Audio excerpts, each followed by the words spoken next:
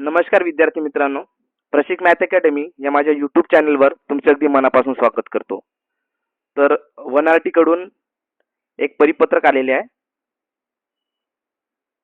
तर यामध्ये विषय असा आहे की सन 2026-27 या आर्थिक वर्षात राबवण्यात येणाऱ्या विविध स्पर्धा परीक्षा पूर्व प्रशिक्षणाकरिता विद्यार्थ्यांची निवड करण्यासाठी घेण्यात आलेल्या चाळणी परीक्षांची उत्तरपत्रिका व आक्षेप फलकाची लिंक काय झालेली अवेलेबल झाले. तर सोप्या भाषेत सांगायचं तर तुमची आन्सर की जी आहे ती आलेली आहे. कधी? दिनांक 13/8/2026 ला ही तुमची आन्सर की आलेली आहे. ओके. तर ज्या विद्यार्थ्यांनी एक्झाम दिलेली आहे, आता त्या याच्यामध्ये कोणकोणत्या एक्झाम होत्या त्या बघू आपण. वनआरटी संस्थेमार्फत सन 2026-27 या आर्थिक वर्षात राबवण्यात येणाऱ्या IBPS बँकिंग, LIC, रेल्वे भरती, त्याच्यानंतर मग कर्मचारी निवड आयोग म्हणजे SSC स्टाफ सिलेक्शन कमिशन, त्यानंतर मिलिटरी पोलीस भरती, शिक्षक भरती, त्याच्यानंतर MBA, CAT आणि अशा प्रकारे काय कोणकोणत्या तर बँकिंग, रेल्वे, त्याच्यानंतर SSC, मिलिटरी पोलीस, शिक्षक भरती, MBA कॅट. ओके. या परीक्षा पूर्व प्रशिक्षणाकरिता विद्यार्थ्यांची निवड करण्याकरिता एक्झाम घेण्यात आली होती. कधी? तर 11/8/2026 ते 12/8/2026. ठीक आहे. या दरम्यान ह्या एक्झाम घेण्यात आलेल्या होत्या. तर त्यासंबंधी काय आन्सर की आलेली आहे. त्यानुसार सदर चाळणी परीक्षांची उत्तरपत्रिका वनआरटीच्या संकेतस्थळावर प्रसिद्ध करण्यात आली आहे. आता यासंबंधीची जी लिंक आहे, तुम्हाला तुमची आन्सर की पाहिजे असेल तर ही प्रशिक मॅथ अकॅडमी या माझ्या टेलिग्राम चॅनलला मी ती लिंक टाकलेली आहे. ओके. सो टेलिग्राम चॅनलची लिंक तुम्हाला या व्हिडिओच्या डिस्क्रिप्शन बॉक्समध्ये मिळेल. ओके. तिथून तुम्ही टेलिग्राम चॅनलला जा आणि तिथे तुम्हाला काय मिळेल तर तुमच्या याची आन्सर कीची लिंक मिळेल. तिथून तुम्ही तुमची आन्सर की डाउनलोड करू शकता. ओके. तर त्यामध्ये सदर चाळणी परीक्षेच्या उत्तरपत्रिकेतील कोणत्याही प्रश्नांवर आक्षेप असल्यास त्याबाबतचे आक्षेप नोंदवण्याकरिता आक्षेप फलकाची लिंक म्हणजे आन्सर कीची लिंक काय करण्यात आली आहे तर तिथे अवेलेबल करून देण्यात आलेली आहे. ठीक आहे. वनआरटीच्या संकेतस्थळावर उपलब्ध करून देण्यात आणि ती डायरेक्ट लिंक आपण आपल्या टेलिग्राम चॅनलला टाकलेली आहे. ठीक आहे. तर आक्षेप नोंदवण्याकरिता आता समजा तुम्ही आन्सर की चेक केला, जर तुम्हाला कोणत्या प्रश्नावर डाऊट वाटत असेल की हा प्रश्न मी बरोबर सोडवला पण त्यांनी काय केलं तर त्या प्रश्नाचं उत्तर हे चुकीचं दिलेलं आहे. ओके. तर त्यासंबंधी मग तुम्ही सोर्स जोडू शकता. तर ते कसे पाठवायचे, कसा आक्षेप घ्यायचा त्याबद्दल मी सुद्धा तुम्हाला सांगतो. आधी सुरुवातीला जो प्रश्न तुमचा चुकीचा आहे त्याचं काय घ्या तुम्ही स्क्रीनशॉट घ्या. ओके. स्क्रीनशॉट घेतल्यानंतर तो प्रश्न का चुकीचा आहे, ठीक आहे, तिथे ऑप्शन जे दिले आहेत ते चुकीचे दिले आहेत. त्यानंतर मग प्रश्न जो दिलेला आहे आणि प्रश्न वेगळा दिला आहे आणि त्याचे उत्तराचे जे आन्सर ऑप्शन आहेत ते चुकीचे दिले आहेत. तर त्यासंबंधी तुम्ही गुगलवरून सर्च करून तो स्क्रीनशॉट घेऊ शकता किंवा मग PIBचा सोर्स, जर करंटचा प्रश्न चुकीचा दिला असेल तर PIBचा सोर्स तुम्ही वापरू शकता. ओके. PIBचा एक स्क्रीनशॉट घेऊन तो त्या प्रश्नाला जोडून तुम्ही पाठवू शकता. त्यानंतर याच्यासाठी कुठलाही चार्ज लागत नाही. फ्रीमध्ये तुम्ही काय करू शकता तर आक्षेप नोंदवू शकता. ओके. त्यानंतर महत्त्वाची गोष्ट म्हणजे जर समजा आता याच्यामध्ये SSC, CGL, बँकिंग वगैरे होतं त्याच्यामध्ये मॅथचे प्रश्न किंवा मग रिझनिंगचे प्रश्न जे आहेत ते जास्त प्रमाणात चूक असू शकतात. ठीक आहे. तुम्हाला जे प्रश्न चुकीचे वाटतात तर ते प्रश्न तुम्ही एका पेजवरती सोडवा. ओके.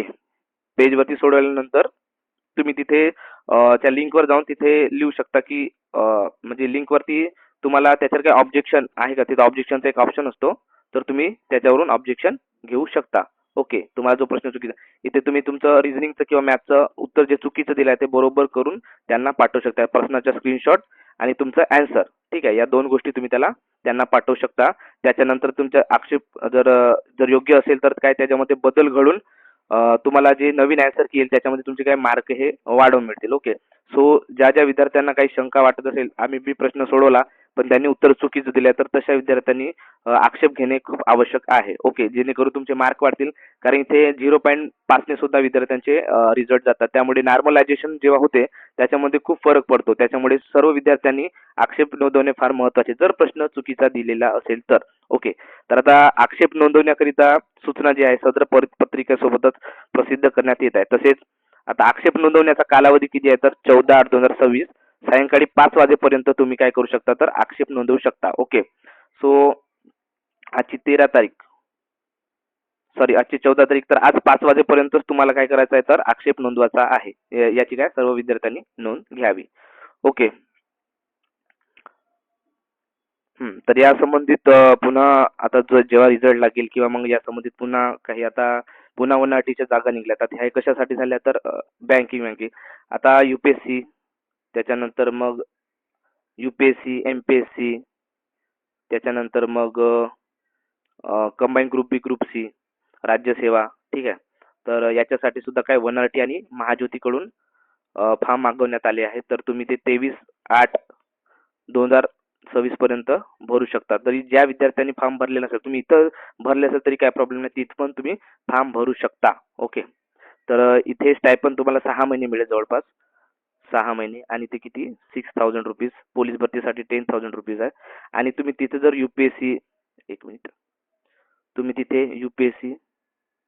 UPSC त्यानंतर मग MPSC याच्यामध्ये तुम्हाला UPSC मध्ये 11 महिने 11 महिने तुम्हाला स्टायपन मिळते. दर प्रत्येक मंथला 13,000 रुपये मिळते आणि सुरुवातीला 22,000 रुपये. ओके. सुरुवातीला 22 म्हणजे टोटल ते किती होतं 32-33,000 रुपये तुम्हाला फर्स्ट स्टायपन मिळते जर तुम्ही UPSC एक्झाम जर क्रॅक केली.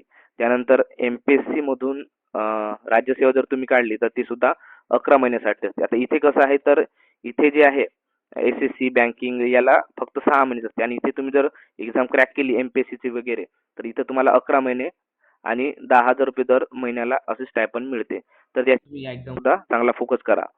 ओके.